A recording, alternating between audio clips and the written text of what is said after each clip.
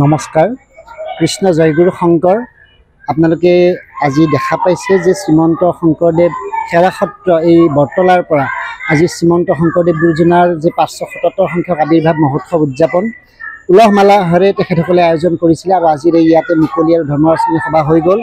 আমি এই সভাত উপস্থিত আছিলোঁ, লগতে আমাৰ সতীৰ্থ আব্দুল মজিদ ডাঙৰীয়া তেখেতো উপস্থিত আছিল।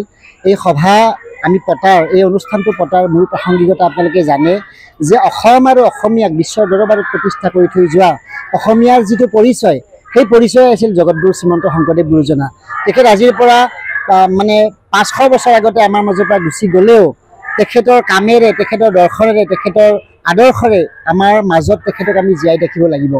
আৰু এই যিখন অসম ভূমিত তেখেতে জন্মগ্ৰহণ কৰি অসমীয়া ভাষা সাহিত্য আৰু অসমীয়া ধৰ্ম গোটেইখিনিৰে ভেটি প্ৰতিষ্ঠা কৰি আজি অসমক মহীয়ান কৰি থৈ গ'ল।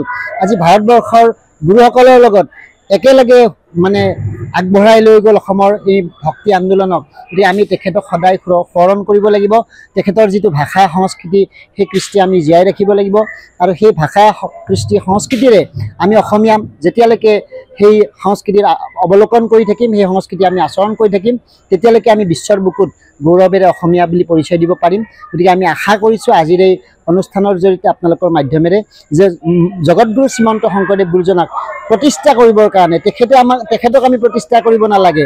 কেৱল তেখেতৰ যিখিনি আদৰ্শ সেইখিনি আমি অনুধাৱন কৰি আমি আমাৰ জীৱন ধন্য কৰিব লাগে আৰু অসমক বিশ্বৰ দৰবাৰত প্ৰতিষ্ঠা কৰিব লাগে। গতিকে মই সমূহ অসমবাসীলৈ এটাই সেৱা নিবেদন জনাইছোঁ, গুৰুজনাৰ আদৰ্শ আপোনালোকে অৱলোকন কৰক, গুৰু জয়ন্তী উদযাপন কৰক আৰু গুৰুজনাৰ লগত নিজক আগুৱাই লৈ গৈ আমি জাতিটোক যাতে পুনৰ এক অসমীয়া হিচাপে, বৃহত্তৰ বৰ অসমীয়া হিচাপে আগবঢ়াই লৈ যাব পাৰোঁ, তাৰ কাৰণে মই সবাৰ ওচৰত বিনম্ৰ সেৱা নিবেদন জনালোঁ। কৃষ্ণ জয় গুৰু শংকৰ।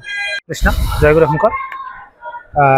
আমি শ্ৰীমন্ত শংকৰদেৱ সেৱা সংঘ বৰতলাৰ উদ্যোগত যোৱা 1 তাৰিখৰ পৰা অহা 7 তাৰিখলৈ আমি মহাপুৰুষ গুৰুজনাৰ 577 সংখ্যক জন্ম জয়ন্তী উদযাপন কৰিছোঁ। অইনবেলিৰ দৰে আমি আড়ম্বৰপূৰ্ণভাৱে এইবুলিও বিভিন্ন অনুষ্ঠানৰ মাধ্যমেৰে গুৰুজনাৰ সৃষ্টিৰাজিক বিশ্ব দৰবাৰত প্ৰতিষ্ঠিত কৰাৰ লক্ষ্যৰে আমি এই জন্ম জয়ন্তী ভাগ উদযাপন কৰিছোঁ।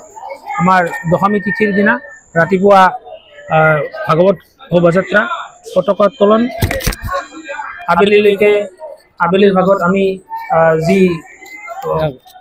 আবেলিৰ ভাগলৈ বন্তি প্ৰজ্বলন বা তাৰপিছতে আমাৰ সাংস্কৃতিক মঞ্চত লোকসংস্কৃতিৰ আধাৰত যি সাংস্কৃতিক অনুষ্ঠান পৰিৱেশন কৰা হৈছে।